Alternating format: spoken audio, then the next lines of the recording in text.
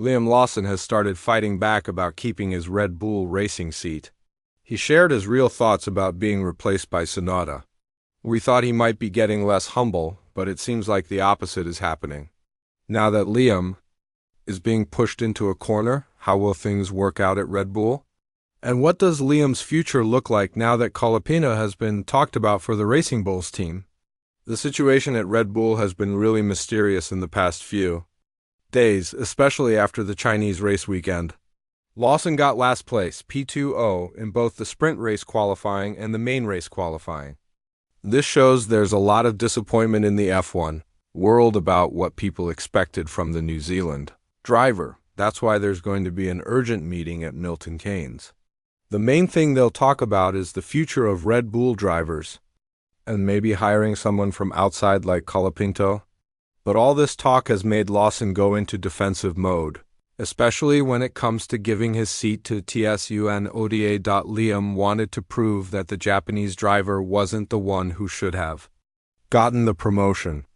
According to Liam, Yuki's performance wasn't really good enough either. When talking about it, he said, "He can say what he wants, to be honest.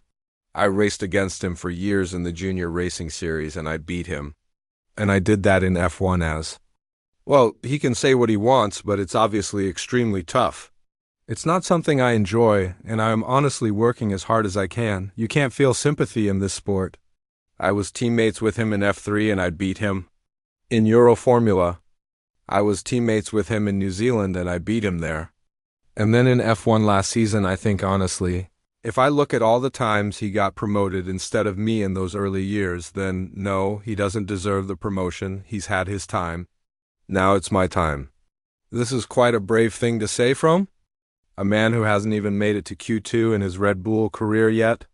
It's pretty obvious that the New Zealand driver is being watched very closely because of how he's performed so far. On the other hand, if it wasn't for the terrible race tactics that Tsunoda's team used on his race, he probably would have had way more points than those 3 he got during the sprint race.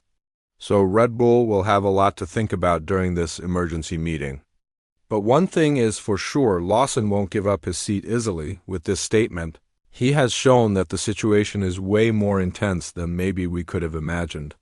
He's already feeling the pressure, and you can see it in everything he says in public. On the other hand, Tsunoda has made things even more heated by saying that he is here to win and that his results show everything.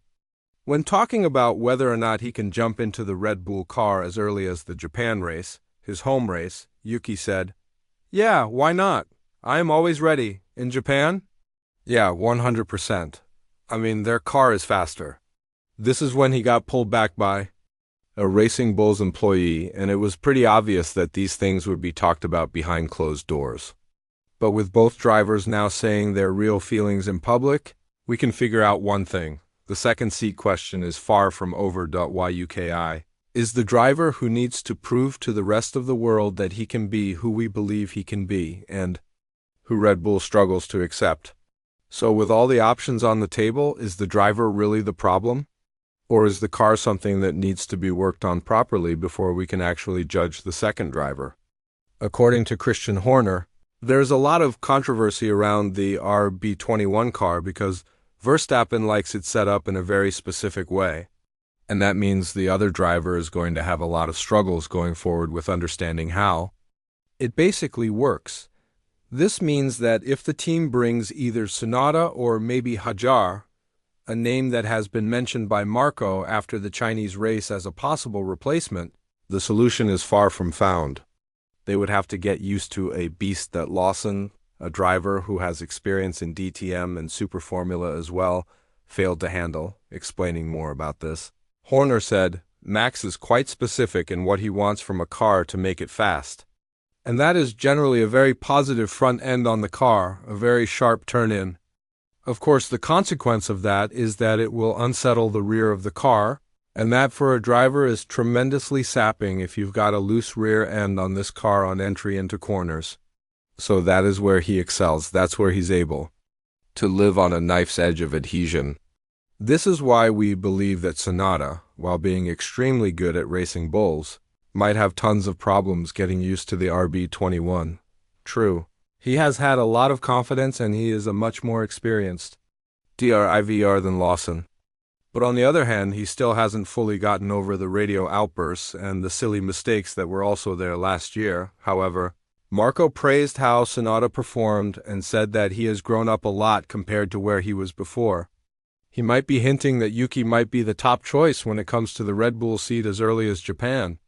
When talking about this, the 81-year-old said, Yuki changed his management and has been performing absolutely top-notch so far. He is in the form of his life and has made another quantum leap this year.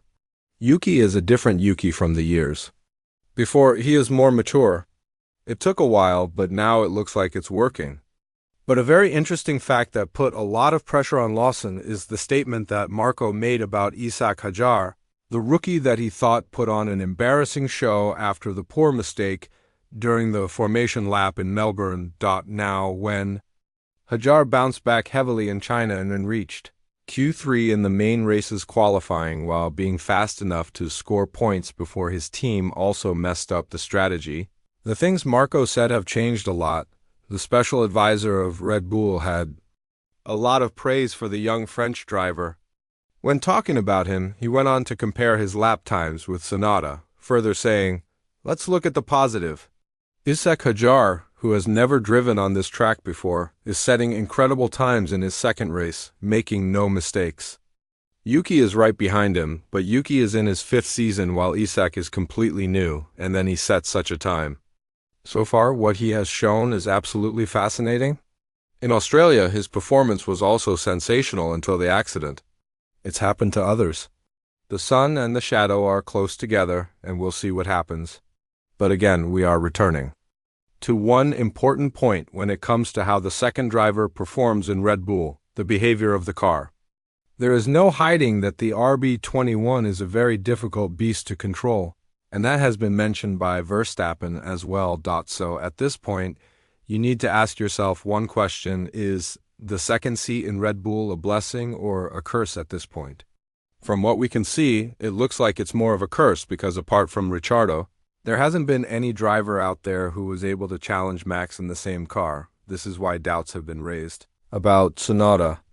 But it's also interesting that Max reportedly doesn't really want a new teammate and he would much rather have his team work on the car rather than the driver next to him.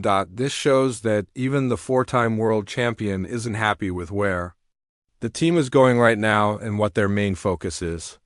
When talking about how Lawson performed, he didn't shy away from saying that the New Zealand driver would be much better in racing bulls than Red Bull, further saying if you look at the difference between the two drivers and the other teams, they are all closer together. It also shows that our car is extremely tough. I think if you put Liam in the Racing Bulls car, he will go faster. I really think so. That car is easier to drive than ours. I also noticed that when I talked to Liam last year, I didn't think the difference between him and Yuki Tsunoda was that big. Otherwise, the team wouldn't have made the choice to put him in at Red Bull either. Although Lawson went on to disagree with Verstappen, the situation is loud and clear. A replacement should be on its way, and this will be discussed in the following week in Milton Keynes. With all this in mind, who do you think would be the best choice to replace Lawson?